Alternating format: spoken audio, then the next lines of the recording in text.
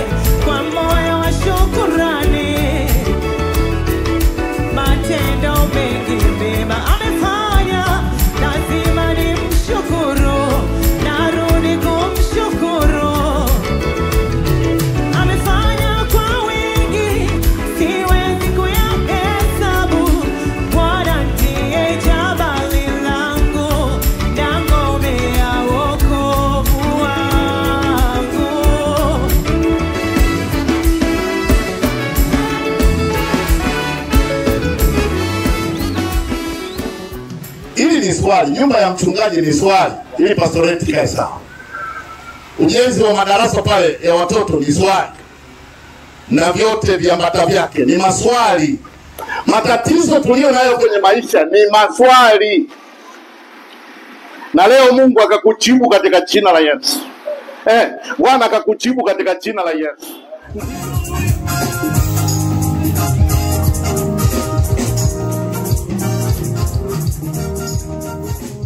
Mstari wa 17 ndio litakuwa somo letu tunaloanza nalo katika ibada hii.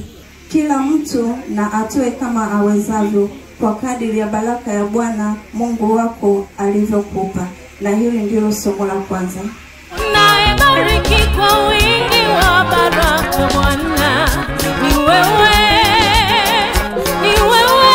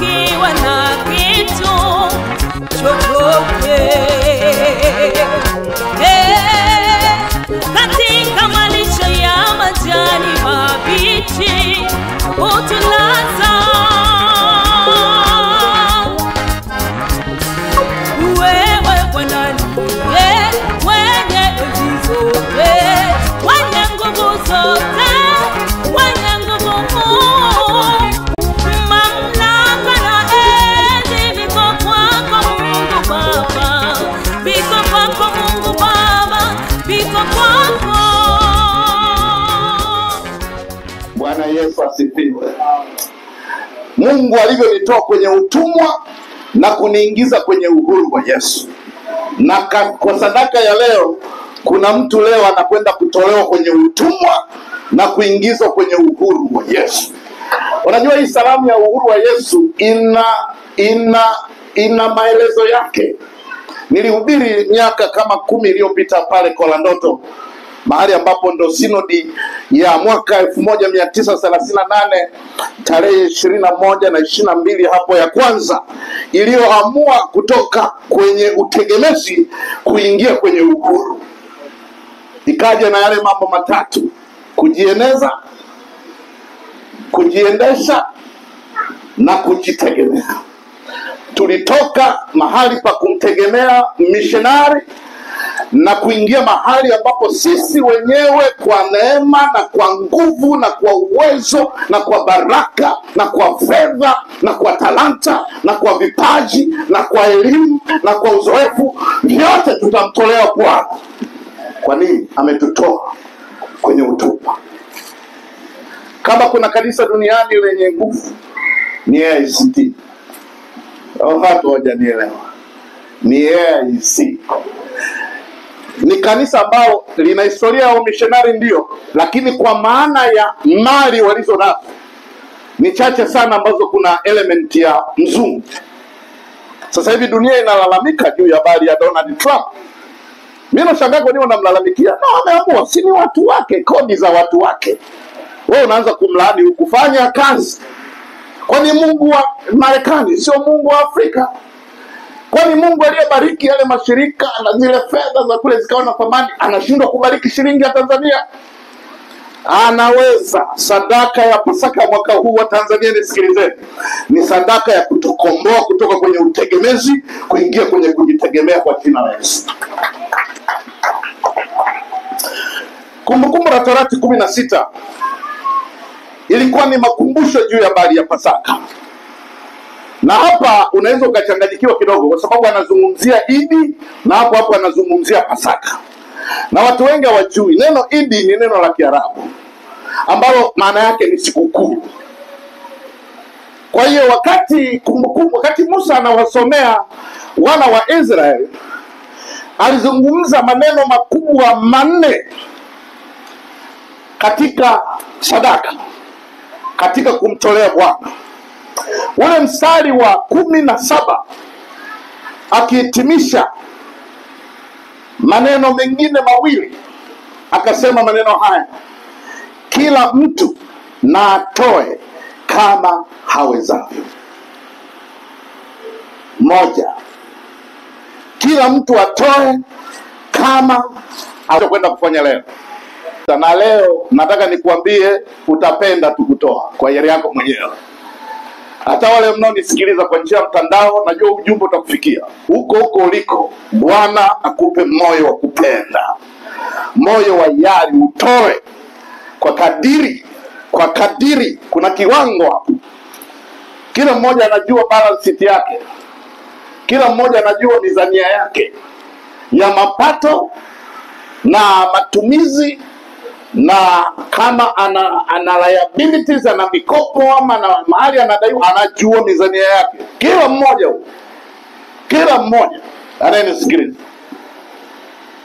sadaka ya leo tunaitoa kama tutakavyoweza, kama tuwezavyo. Maana yake ni kwamba tunaweza tukajikuta ile milioni 40 iliyobaki tumemaliza na tumeingia tena kwenye maongezeko. Sisi pale Chang'ombe tunalo neno linasema vipimo 100 kwa kimoja. Liko kwenye kitabu cha Mwanzo 26 mstari ule wa 12 mpaka ule mstari wa 14. Lakini mwaka huu kipengele tunachokiangalia ni kuijaza nchi. Kuijaza nchi na mambo mema ya Bwana aliyotukirimia. Kuna watu wamekirimiwa vipawa. Kuna watu wamekirimiwa talanta. Kuna watu wamekirimiwa karama. Kuna watu wamekirimiwa vitu mbalimbali. Unajua hata mali ni karama inayotoka kwa Mungu. Yaani kuwa na ukwasi, kuwa na mali au kuwa na amani ni karama inayotoka kwa Bwana, na ndio karama iliyotukusanya hapa leo, kwamba kila mwenye mali atatoa kwa kadiri awezavyo, na kila mwenye mali atatoa kwa kadiri ya aliyobarikiwa na Bwana. Okay, mwingine anasema nipe andiko mchungaji la karama, Mhubiri 5:19. Na naomba mtu aje atusomea Mhubiri 5:19, au baba mchungaji utatusomea Mhubiri 5:19. Neno la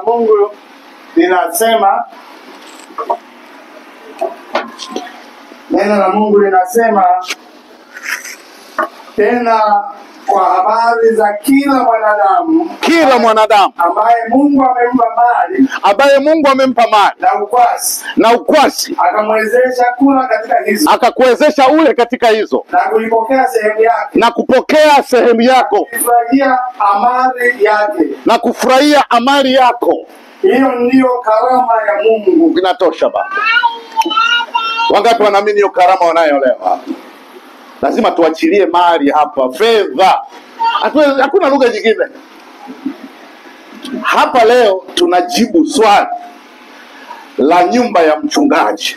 Naomba uketi tafadhali. Tunajibu swali ya nyumba ya mchungaji ambayo lazima ipatikane leo.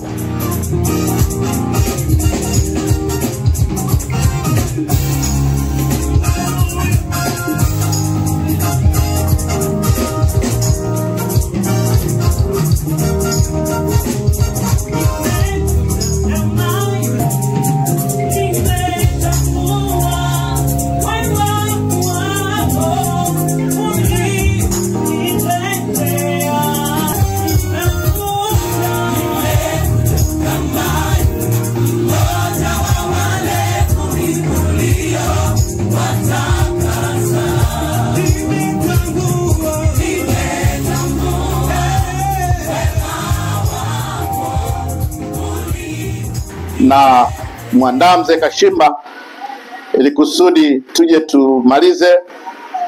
Taanza, lakini na yeye huaga kuna vitu anavyovifanya vya kutengeneza mambo hapa, atanisaidia kutengeneza vitu, alafu tutakuwa tumesonga mbele na milioni 40 itakuwa imepatikana.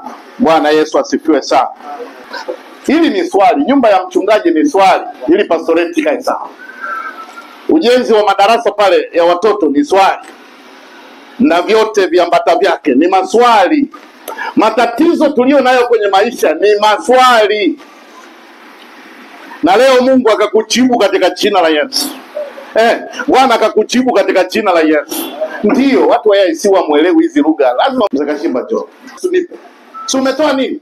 Hela. Ulipoenda kununua mafuta ya generator umetoa nini? Hela. Ni jibu. Ndio maana mhubiri akasema ni jawabu la mambo yote. Ndio maana fedha ni mali ya Bwana, ili itumike kujenga nyumba ya mchungaji, ili itumike kujenga madarasa, itumike kujenga maliwato. Na nimeona mimi tutanunua na hicho kilima hicho, tutapakana na wale kule, akakamto katakuwa sehemu ya misheni. Watu wa kibada mnaonaje? Sasa milioni 40. Karibu mchungaji, tunaendelea. Baadaye wageni wetu wote tulioalikwa tutakuja hapa. Elohim, wewe ni Mungu unayetenda.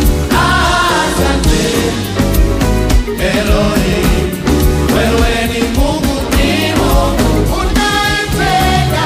Nitakulia wewe, bila wewe tusingeweza. Hapa tulipo ni kwa nguvu zako. Asante Elohim.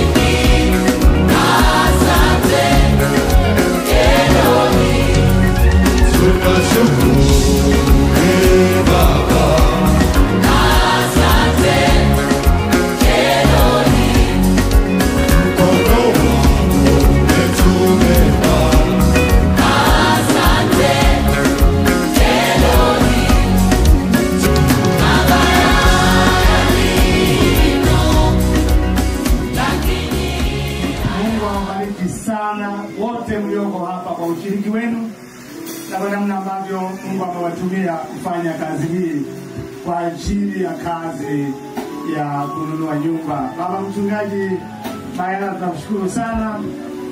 Wanakwaya wa CBC tunawashukuru sana. Tumeona moyo wenu na upendo wenu. Na wana kibada wote, Mungu awabariki kwa ushiriki wenu. Kwaya ya Kigamboni, wazee na baraza la pastoreti, kwa kweli nimeelewa mlivyosema kwenye baraza na nimeona tafsiri ya maneno yenu. Mungu awabariki sana.